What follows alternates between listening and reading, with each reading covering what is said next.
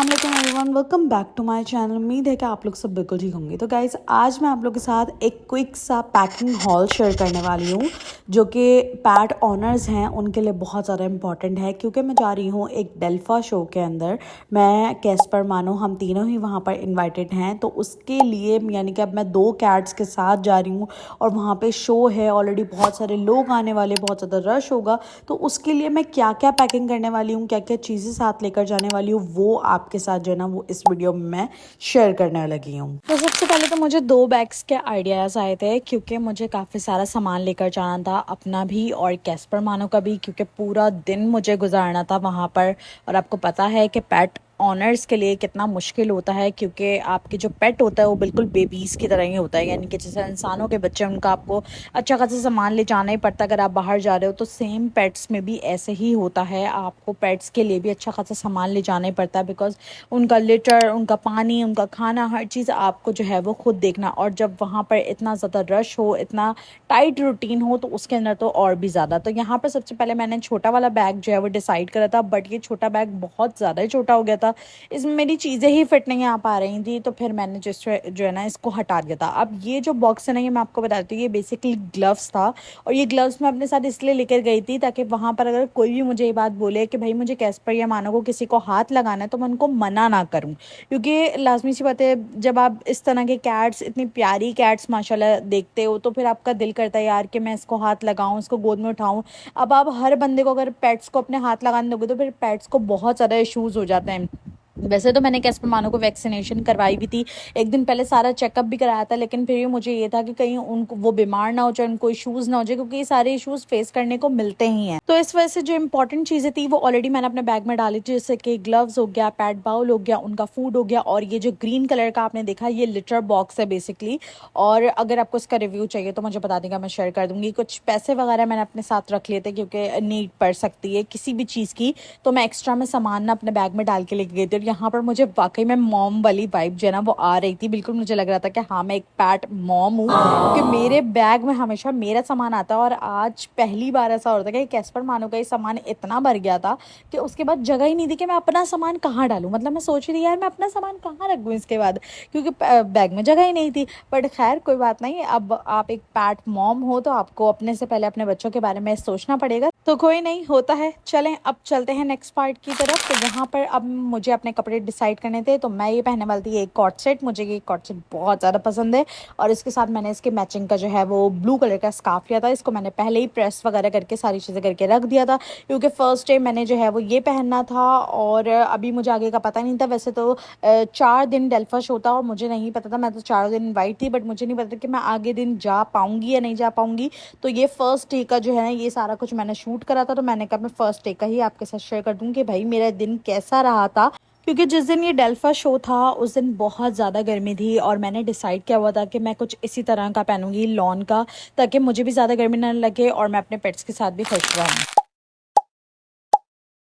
कपड़े तो डिसाइड हो गए, अब बारी आती है स्किन केयर की। तो यहाँ पर कुछ मैंने प्रोडक्ट्स थे जो मैंने यूज़ करे थे अपने स्किन केयर के लिए। फिर कैस्पर मानो की चीज़ों का बारे में बताऊंगी। तो यहाँ पर सबसे पहले फेस वॉश, फिर मॉइस्चराइज़र, और ये मास्क था वो मैंने यूज़ करा था, और एक BB cream, day cream something D, वो यूज़ करी थी, और साथ में ये टिंट यूज़ करा था। मैं इससे ज़्यादा स्किन केयर नहीं करती। आप लोग मुझसे स्किन केयर के बारे में हद से ज़्यादा पूछते हो, तो आगे एक चैनल बना लूँगी, वहाँ पर आप लोगों के साथ शेयर कर दूँगी जी। तो अब बात करते हैं कैस्पर मानो के प्रोडक्ट्स के बारे में। तो यहाँ पे कुछ इंपॉर्टेंट प्रोडक्ट्स थे जो मैंने यूज़ करते, जैसे कॉम हो गया, उनका परफ्यूम हो गया, उनके फिंगर कोट जो थे, वाइप्स जो थी वो मैंने यूज़ करी थी, और नेल्स कट करे थे उनके, और साथ में मैंने उनका पाउडर लिया था। ठीक है, ये कुछ चीज़ें थी जो लेना बहुत ज़्यादा इंपॉर्टेंट थी, क्योंकि वहाँ पर इतने सारे लोग होंगे, वो उसको टच करेंगे, लाजमी सी बात है, स्मेल भी आ सकती है, बहुत सारे इशूज़ हो सकते हैं।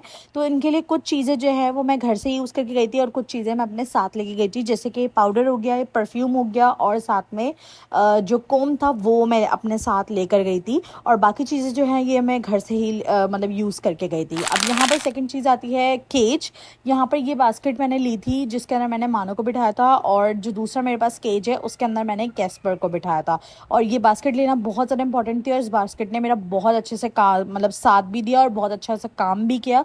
तो ये बास्केट मैं एक और लेने वाली हूँ फ्यूचर में, क्योंकि ये बहुत ज़बरदस्त है और इसके अंदर आराम से मानो बैठी रही, वो स्ट्रेस भी उसको नहीं हुआ, और आसपास से जो है वो हवा भी आ रही थी, तो वेंटिलेशन का भी इतना ज़्यादा कोई इशू नहीं था। तो ये बास्केट बड़े कमाल की, तो ट्रैवलिंग के लिए ये बास्केट मैं आपको लाजमी रिकमेंड करूँगी। केज शायद ना करूँ, बट ये बास्केट वाकई में बहुत कमाल की थी और इसने मेरा बहुत ज़्यादा साथ दिया। ठीक है, मानो इसके अंदर बैठी हुई थी और दूसरा केज के अंदर था, वो कैस्पर बैठा हुआ था। सेकंड चीज़ जो मैं अपने साथ लेके गई थी वो ये मैट था, ग्रास मैट। ये मैं इसलिए लेके गई थी ताकि कैस्पर मानो जो है वो किसी टेबल पे या किसी चेयर वगैरह पे ना बैठे, या जहाँ पे बैठे तो वहाँ पर मैं ये मैट बिछा दूँ और इजीली वहाँ पर वो बैठ जाएं, कंफर्टेबल हो गए। क्योंकि कैस्पर मानो हमेशा घर पे ही रहते हैं और फर्स्ट टाइम वो ऐसे कहीं निकल कर जा रहे थे, तो मुझे बड़ा स्ट्रेस हुआ पड़ा था कि कहीं ऐसा ना हो कि वो लोग परेशान हो जाएं, वो लोग वहाँ पे घबरा जाए, इतने सारे लोगों को देख के उनको स्ट्रेस होने लग जाए। तो इस वजह से सारी चीज़ें मैं अपने साथ लेके गई थी।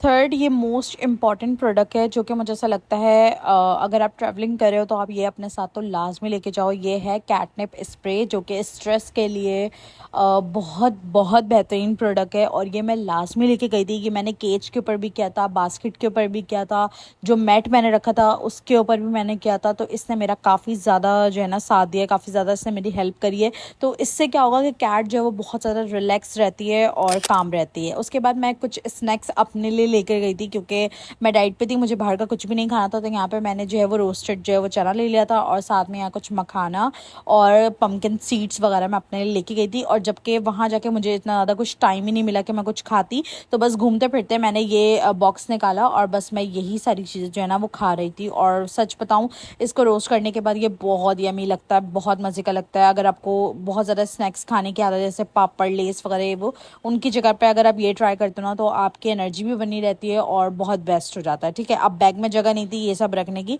बट खैर जगह वगैरह बनाकर मैंने इसको भी इसके अंदर डाल दिया। और बैग मेरा बिल्कुल ऐसा हो रहा था फटने वाला, बिल्कुल ना, क्योंकि उसमें कैस्पर मानो का भी अच्छा खासा सामान, और उसके बाद फिर थोड़ा बहुत मैंने अपना भी डाल दिया था। अपना मैंने इतना ज़्यादा सामान वैसे लिया ही नहीं था, क्योंकि बैग में ऑलरेडी जगह ही नहीं थी, बट थोड़ी बहुत स्पेस बना के मैंने इसको भी एडजस्ट कर दिया था। और ये सारे काम कंप्लीट करने के बाद इसके बाद हमें तैयार होना था, क्योंकि हमारे पास टाइम बहुत कम था और मैंने ड्राइव ऑलरेडी बुला ली थी और वो आने वाली थी। तो यहाँ पर मैं तैयार होकर बैठ गई, और लास्ट में मुझसे शूज़ नहीं डिसाइड हो पा रहे थे, और यहाँ पर मैंने बिल्कुल ब्रांड न्यू शूज़ अपने निकाल के बाहर रख दिए थे। और अब आपको पता है, न्यू शूज़ जब आप इस तरह के उस पर पहनते हो तो फिर पैर, लाजमी सी बात है, वो पैरों की जो खाल होती है उसको भी काट देता है बहुत सारे। और ये शूज़ आई थिंक मेरी ड्रेस के साथ ना मैच भी नहीं कर रहे थे। ठीक है, तो फिर मैंने थोड़ा सा इसका मुआयना करा, थोड़ी देर इसको पहन कर देखा, लेकिन मेरे साथ नहीं हो पा रहे थे ये एडजस्ट। तो फिर मैंने इसको निकाल दिया था, हटा दिया था। फिर मैंने ये वाले शूज़ नहीं पहने थे, फिर मैंने अपने दूसरे वाले शूज़ पहने थे। लेकिन जो मैंने पहनने के बाद जो मैंने क्लिप शूट करी थी वो मैं यहाँ पे आपके साथ शेयर कर देती हूँ।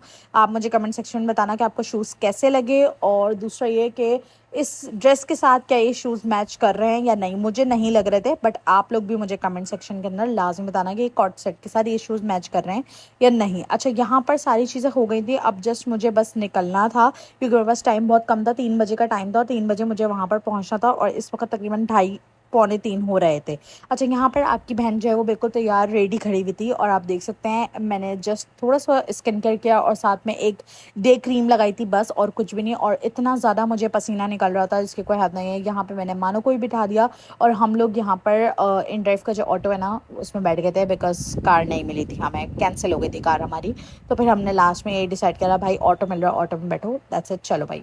फर्स्ट डे सिर्फ मानो मेरे साथ गई थी, और मानो ने मुझे फ़र्स्ट डे बहुत ज़्यादा परेशान करा। पूरे रास्ते वो इतना ज़्यादा आवाज़ें निकालती रही, और मेरे पास इतना सारा सामान था, मैं सामान और साथ में मानो को ले जाना मेरे लिए बड़ा मुश्किल हो गया, क्योंकि मानो के एस्पर हमेशा सिर्फ घर पे रहे हैं, कभी भी इस तरीके से बाहर नहीं गए हैं, और फ़र्स्ट टाइम वो लोग इस तरीके से बाहर जा रहे थे और ये सारी चीज़ें हो रही थी। तो वो डरे हुए भी थे, मैं तो बहुत ज़्यादा एक्साइटेड भी थी, लेकिन डरे हुए भी थी।